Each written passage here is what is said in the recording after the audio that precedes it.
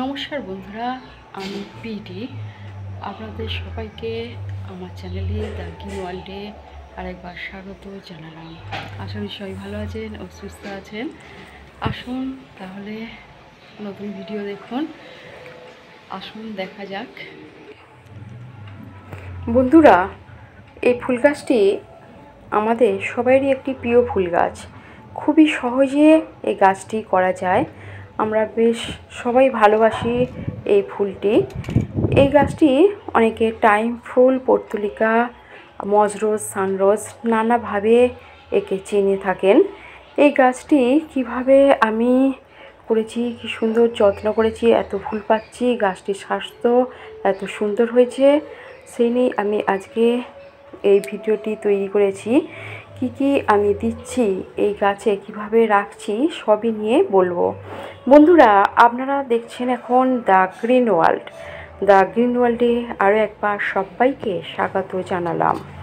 আসুন বন্ধুরা, আমরা সবাই বাড়িতে প্রায় চা ব্যবহার করে থাকি, চা পান করি।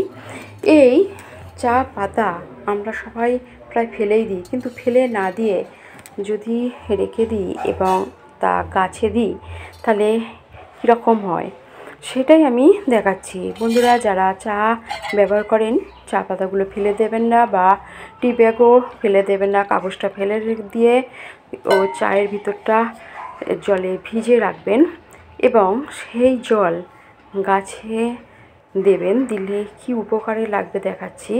আমরা অনেকেই ছাদে গাছ করি, অনেকে মাটিতে গ্রাউন্ডে গাছ করি, অনেকে আবার যারা ফ্ল্যাটে থাকেন, যাদের ছাদ সেরকম নেই, তারা বারান্দাতেও করে থাকি অনেকে এই রকম ফুল গাছ।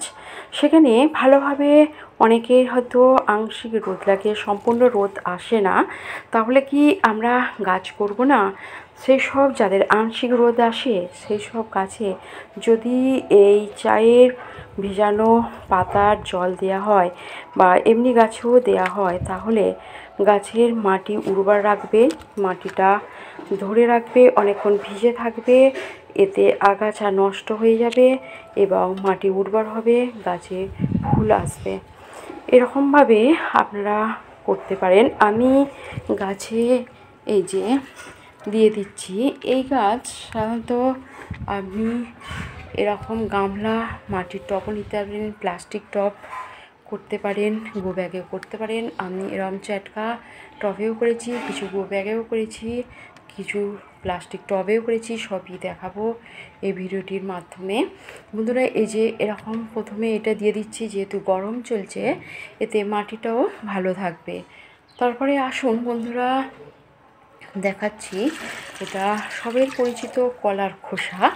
আমরা অনেক সময় কলা আমরা প্রায় বাড়িতে সবাই খাই এবং ফেলেও দিই।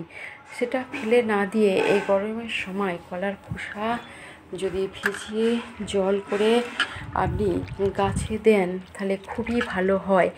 যেহেতু গরম চলছে বন্ধুরা, গাছে তো জলের প্রয়োজনই, গাছ সেই জন্য এটা ভিজিয়ে এর জল করে দিলে খুবই ভালো হবে। এই কলার খোসায় থাকে ফসফরাস, ম্যাগনেসিয়াম, পটাশিয়াম, এইগুলো থাকে। এইগুলো দিলে এই গাছে ফুল হবে এবং যে গাছে ফল হয় তাদেরও ফল হবে এবং প্রচুর ফুল হবে একসাথে। গাছের বৃদ্ধি হবে এবং কুড়ি আসবে প্রচুর।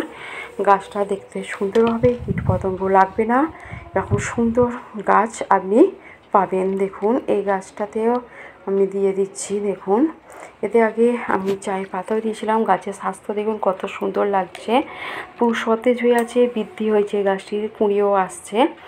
এইভাবেই আমি আমার ছাদের গাছগুলোতে এরকম পরিচর্যা করে থাকি। বন্ধুরা, যারা বারান্দায় করছেন, যারা ফ্ল্যাটে থাকেন, জায়গা নেই, খুব সীমিত জায়গা, ব্যালকনিতে করছেন, তারাও এরকমভাবে পরিচর্যা করতে পারবেন। আর যারা মাটিতে করছেন তারা তো করতেই পারবেন।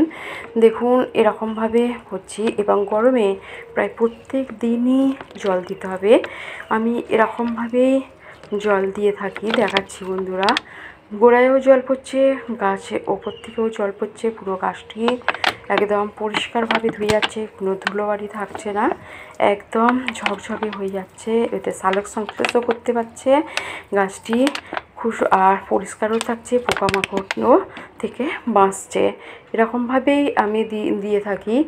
আর এই গাছ খুবই তাড়াতাড়ি চারিদিকে দানা থেকেও হয় এবং ডাল থেকে বসালেও হয়। এই গাছ 10 টাকায় আপনি এক বান্ডিল পেয়ে যাবেন। এতে অন্তত 10-12টা গাছের ডাল দিয়ে দেবে এবং বসালে খুব তাড়াতাড়ি চারা হয়ে যাবে। এই নিয়েও ভিডিও আমি দেখাবো। বন্ধুরা, এই গাছের জন্য যারা ছাদে করছেন 3-4 ঘন্টা রোদ্দুর প্রয়োজন, আর যারা ব্যালকনিতে করছেন, ফ্ল্যাটে থাকেন, তারা যেদিকটা আংশিক আংশিক মানে সূর্যের আলো আসছে সেদিকে বসালেও হবে। এই গাছ মানে মোটামুটি সবেতেই হবে। এরকমভাবেই আমি করছি বন্ধুরা। অবশ্যই ভিডিওটি আপনাদের ভালো লাগবে। যাদের এই গাছ আছে, কী কী কালার আছে, অবশ্য কমেন্ট বক্সে জানাবেন কীভাবে করছেন, কত ফুল ফুটছে। দেখুন, দেখাচ্ছি আমার গাছগুলো এরমভাবেই আমি পরিচর্যা করছি এবং দেখুন কত ফুল ফুটেছে।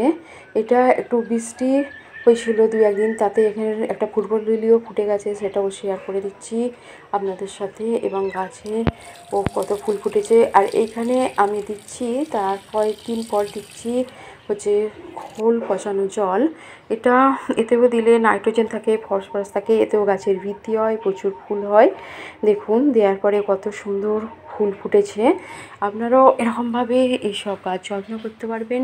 এরকমভাবে করলে প্রচুর প্রচুর ফুল পাবেন, গাছও ভালো থাকবে। আশা করি আপনাদের বোঝাতে পারলাম আমি কিভাবে আমার গাছের পরিচর্যা করি। বন্ধুরা বেশি বেশি করে শেয়ার করবেন, সাবস্ক্রাইব করবেন এবং অবশ্য কিছু জানার থাকলে কমেন্ট বক্সে জানাবেন। আজকে এই পর্যন্তই থাকলো।